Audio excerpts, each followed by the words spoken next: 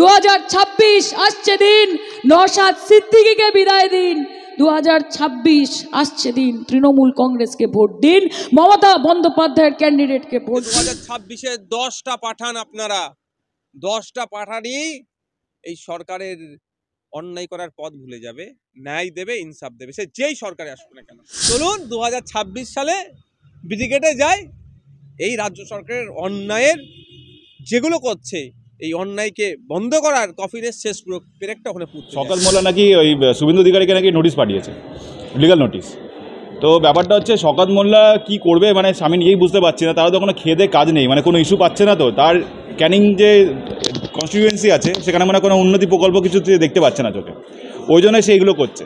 আজকে তার দলেরই তার নেতা অভিষেক ব্যানার্জি, তিনি তার ডায়মন্ড হারবার কনস্টিটিউয়েন্সি মডেলে দেখুন, ডায়মন্ড হারবার মডেল করবেন, সেখানে বিভিন্ন রকমের স্বাস্থ্যমূলক কাজকর্ম সে করছে। আর এই শওকত মোল্লা কী করছে, একবার একে নোটিশ পাঠাচ্ছে, একবার তার নামে কেস করছে, একবার তার নামে তাকে ডেকে নিয়ে আসছে, তাকে একজনের গাড়ি ভাঙচুর করছে, একজনের গাড়ির উপর উঠে পড়ছে, এই সব কাজ করছে। এতে প্রমাণিত হচ্ছে যে এই যে শওকত মোল্লা পুরোপুরি ব্যর্থ। দিদিমণির মানে একটা সময় হয়তো প্রিয় পাত্র ছিল, এখন মনে হয় সেখান থেকে সরে গেছে, যার জন্য তার নিজের দলের মধ্যে দিয়ে অন্তত ভুগছে। সে কী করবে তার মানে প্রাসঙ্গিকতা হয়তো কমে গেছে দলের মধ্যেই। ওই জন্য সে চেষ্টা করছে যে বিরোধী দলগুলোকে, সে আইএসএফ হোক, বিজেপি হোক, কংগ্রেস হোক, সিপিএম হোক, তাদেরকে টার্গেট করে তাদের নামে কেস করে দিয়ে যদি নিজের প্রাসঙ্গিকতা আরও বাড়ায়, তথ্য থাকতো তাহলে সে কোর্টের কাছে আসতো, পেশ করতো। কিন্তু যেহেতু তার কাছে কোনো তথ্য নেই, সেই ক্ষেত্রে তিনি কোর্টে আসেননি, কারণ জানেন কোর্টের কাছে এলে তার সওয়াল জবাবের সম্মুখীন হতে হবে, তাকে অনেকগুলো জবাব দিতে হবে, সেই জবাবের সেই প্রশ্নের তার কাছে উত্তর নেই। এবং তিনি শওকত মোল্লা এই নওশাদ সিদ্দিকীকে জাস্ট এইসব কাজকর্মতে অপমানিত করার জন্য এবং তাকে বাধা দেওয়ার জন্য একটা জাস্ট মামলা করে দিলাম। কিন্তু তার কাছে কোনো ভিত্তিহীন, মানে পুরোপুরি মামলা ভিত্তিহীন, তার কাছে সেরকম কোনো তথ্য নেই। আর এটা তো প্রথম মামলা নয়, এর আগে বহু মামলা করা হয়েছে তার বিরুদ্ধে। এবং তার একবার গাড়ি ভাঙচুর করে তিনি বলেছিলেন এই বিধানসভায় গাড়ি থাকবে, আমি গাড়ি নিয়ে যাব না। সুতরাং এই ধরনের কার্যকলাপ আমি বলবো শাসক দলে শোভা পায় না। আগামী দিন যেহেতু 2026-এ ভোট আসছে, সেই জন্য তারা উঠে পড়ে লেগেছে যে বিরোধী দলকে কণ্ঠস্বরকে তাকে রোধ করতে হবে। কোনোভাবে বিরোধী দলের কোনো নেতার মধ্যে যাতে এগিয়ে না যায়, সেই জন্য তাদেরকে বিভিন্ন রকমের ফলস কেসে ফাঁসানো হবে। এবং যারা সত্যিকারের কালপিট, আপনি দেখুন না আজকে আরজি করে যারা সত্যিকারের কালপিট তাদেরকে আড়াল করে সরকার কী করলো, হাইকোর্ট এসে সঙ্গে সঙ্গে মামলা ফাইল করে কী করলো, বলছে যে শিয়ালদা কোর্টের যে অর্ডারটা হয়েছে যাবজ্জীবন কারাদণ্ড, সেটাতে আমরা খুশি নই, আমরা ফাঁসি চাই। হাইকোর্ট তাদেরকে ভর্ৎসনা করেছে, হাইকোর্ট রাজ্যকে ভর্ৎসনা করে বলছে আপনারা এত সক্রিয়তা কিসের যে তাকে ফাঁসি দেওয়ার জন্য, যেখানে অলরেডি রায় হয়ে গেছে যাবজ্জীবন কারাদণ্ডের। আজকে সেই মামলার হাইকোর্ট এখনো পর্যন্ত কোনো গতকাল মামলা ছিল, আজকে পর্যন্ত কোনো রায় হয়নি, আজকে সেই মামলা এখনো ঝুলে আছে। সুতরাং এর থেকে প্রমাণিত হচ্ছে যে সরকার যারা আসল কালপ্রিট তাদেরকে আড়াল করতে চাইছে, এবং যারা কিছু করেনি, যারা নিরীহ মানুষ, তাদেরকে ফলস কেসে ফাঁসিয়ে এবং বিভিন্ন নেতা মন্ত্রীদের বিভিন্ন ফলস কেস দিয়ে তাদেরকে কোর্টে দৌড় করাচ্ছে, যাতে তারা কোনোভাবে মানুষের কাছে পৌঁছতে না পারে। এবং 2026-এ দিদিমণি ভোট কমে যাবে, দিদিমণি সেটা বুঝতে পেরেছে, এবং সেটা বুঝেই তিনি এই কাজকর্মগুলো করছেন। আমরা দেখছি বাংলাদেশ লাগোয়া বিভিন্ন জায়গায় জাম্পার মানে উদ্ধার হচ্ছে, মাটির তলায় ট্যাঙ্ক বসিয়ে তারা করছে। কি বলবে, ভারত কি অনেক দেখুন আপনি এটা দেখিয়েছেন ঠিকই আছে, যে আমিও দেখেছি এটা, যে বাংকার মাটি তলা তৈরি হয়েছে। কিছু লোক ওখানে স্থানীয়রা তারা মুখে কুলু বেঁধেছে, তারা কোনো কথা বলছে না।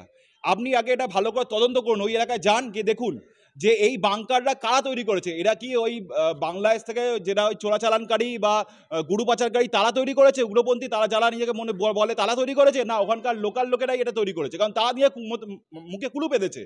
আজকে আমার বাড়ির পাশে যদি কেউ গোডাউন করে বা যদি মাটি খোঁড়ে, তাহলে আমি জানতে পারবো না? আমার বাড়ির পাশে মাটি খাচ্ছে আমি জানতে পারবো না? কোন হতে পারে? আর সেই জমির যে মালিক সে কি বলছে, আপনি তার বাড়িটা শুনুন ভালো করে।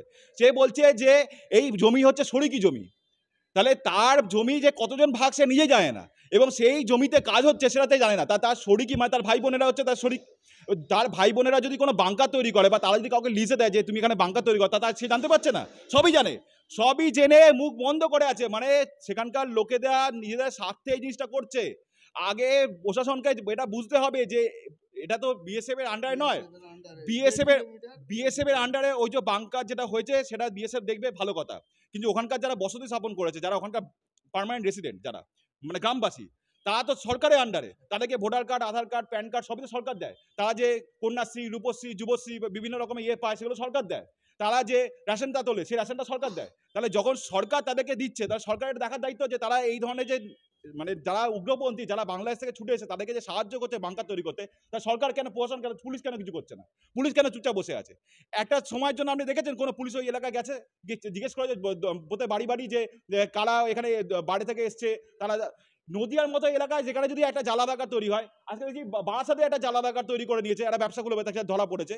এরকম তো পুরো পশ্চিমবাংলা জুড়ে কত জায়গা আছে যেখানে প্রতিদিন জ্বালাদার card, voter card, PAN card তৈরি হচ্ছে। সেটা কার দায়িত্ব? সেটা কি বিএসএফ এর দায়িত্ব? বিএসএফ এর দায়িত্ব আমি মানছি যে বিএসএফ এর ওই যে বাংকা করেছে সেটাকে বিএসএফ বার করে আসল যারা করে তাদেরকে ধরবে, কিন্তু ধরে কোথায় নিয়ে যাবে? ধরে তো এদের পুলিশের কাছে হ্যান্ড ওভার করবে, পুলিশ তাকে নিয়ে যাবে কোর্টে, কোর্টে তার বিচার হবে। আজকে পুলিশ যদি তার নিজের কাজটা না করে, বিএসএফ কি করে কোর্টে নিয়ে যাবে তাদেরকে? আপনি সেটা উত্তর দিন আমাকে। বিএসএফ যদি কেউ এরকম উগ্রপন্থী থাকে তাদেরকে ধরে পুলিশের হাতে হ্যান্ড ওভার করে, এটাই হচ্ছে আমাদের নিয়ম, এটাই হচ্ছে আমাদের আইন। সুতরাং এই পুলিশ প্রশাসন পুরোপুরি ব্যর্থ।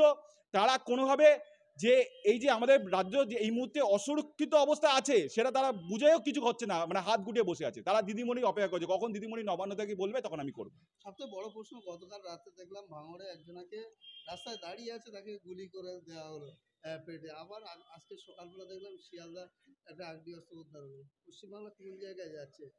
আমি এই কথাটাই কিছুদিন আগে আপনাদের চ্যানেলে বলেছিলাম যে এই যে ভাঙড়, যাকে আজকে কলকাতা পুলিশের আওতায় নিয়ে আসা হয়েছে, তাহলে কলকাতা পুলিশ এখান থেকে প্রমাণিত হচ্ছে চরমভাবে ব্যর্থ।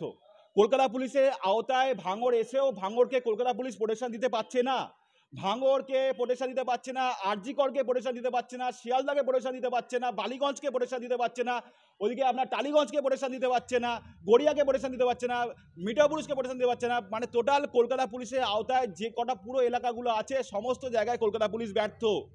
কলকাতা পুলিশ জঙ্গি দমনে ব্যর্থ, জঙ্গিদেরকে খুঁজে খুঁজে বার করতে ব্যর্থ, এবং বিএসএফ বর্ডারটাকে সিল করার চেষ্টা করছে। কিন্তু রাজ্য সরকার যদি তাদের সাহায্য না করে তাহলে কোনোভাবেই বিএসএফ সেই কাজটা করতে পারবে না। তবুও দিদিমণি বলেছেন যে বিএসএফ যেটা করছে করুক, আপনারা গ্রামবাসী তাদেরকে কোনোভাবে সাহায্য করবেন না, ঝামেলা সৃষ্টি করবেন না, এবং ওই পার থেকে যদি কেউ কোনো কটূক্তি করে আপনারা মানে ওখানে তেড়ে যাবেন না, আপনারা চুপ করে বলে তখন বিএসএফ বলে ছেড়ে দিন। তাহলে এই জিনিসটা যে এখন করছে, আজ থেকে যখন আপনি 2011 সালে যখন ক্ষমতা এসেছেন তখন থেকে কেন এটা করেননি? তখন থেকে কেন বিএসএফ এর সাথে হাতে হাত লাগিয়ে কেন বর্ডারটাকে ফেন্সিং করেননি? কেন আমাদের রাজ্যটাকে সুরক্ষিত করার চেষ্টা করেননি? যদি করতেন তাহলে এই যে চোরাচালানকারী, এই যে যারা আজকে উগ্রপন্থীরা এখানে এসে যারা আধার কার্ড, ভোটার কার্ড তৈরি করে আজকে এইসব নাশকতাগুলো কাজকর্ম করছে, একে মার্ডার করছে, তাকে মার্ডার করছে, গুলি করছে, আজকে সাইফ আলী খানের বাড়িতে ঢুকে গিয়ে তাকে ছুরি আঘাত করছে, এই জিনিসগুলো হতো না। সেখানেও বাংলায় জোর। সেটাই তো আমি বলছি, যারা দিদিমণি এই প্রায় 14 বছর ধরে পুরোপুরি ব্যর্থ। তার সরকার শুধুমাত্র দুর্নীতিতে, মানে দুর্নীতি প্রকল্পে তার সরকার হচ্ছে সবার আগে, মানে 1 নম্বর সার্টিফিকেট।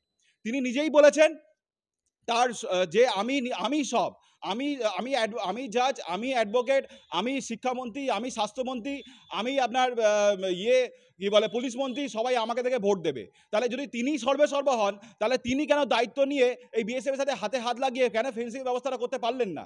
আজকে এই যে ওয়েস্ট বেঙ্গলে যে এই মুহূর্তে যে জাল আধার কার্ড, ভোটার কার্ড এবং প্যান কার্ড তৈরি করে এই ধরনের নাশকতামূলক চক্র চলছে, তার জন্য দায়ী হচ্ছে ওই নবান্নে বসে থাকা আমাদের দিদিমণি।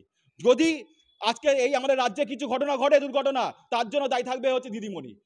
সবাই মানুষ আজকে দিদিমণিকে বলছে যে আপনি গদিচ্যুত হন, আপনি আরজি করে মেয়েটার সুরক্ষা দিতে ব্যর্থ, আপনার পুলিশ তার ব্যর্থ, আপনি তার বিচার করেননি, আপনি আসল খুনিকে সাইডে রেখে দিয়ে আপনি একটা নিরীহকে ফাঁসিতে ঝোলানোর জন্য উঠে পড়ে লেগেছেন।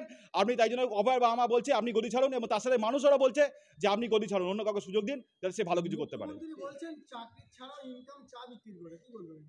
ওটাই তো আপনারা দেখেছেন হয়তো যে দিদি বলছেন যে একটা কোনো একটা এতে দাঁড়িয়ে, মঞ্চে দাঁড়িয়ে, যে চা বিক্রি করলে এবং ওই ঘুগনি মুড়ি নাকি বিক্রি করলে নাকি যে চাকরির থেকে নাকি বেশি টাকা ইনকাম করা যায়।